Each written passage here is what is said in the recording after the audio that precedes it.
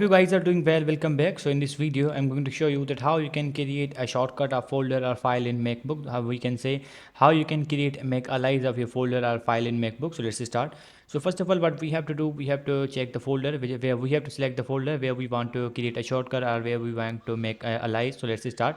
So first of all, what we have to do, we have to right click on the folder. For right clicking on the folder, simply you have to hold the control key and then simply you have to tap on the trackpad and the right click options will be open. Now simply what we have to do, so this is the first method that how you can right click on your folder. If you want to right click on the folder with second method, you can also do that. Simply you have to select the folder and after that you have to press on the trackpad with your two fingers, and after that, as you can see here, your options will be open. Now simply what we have to do, as you can see, has an option for the make alias, so we have to click on the make alias, and after clicking on the make alias, as you can see, the direct folder will be created. Now you can easily access this wherever you want, put this wherever you want. So in this way you can do that. If you want to delete this one, then simply you have to hold the command key and then press the delete, and it will be deleted like this. So if you want to apply this on the files, you can also do that.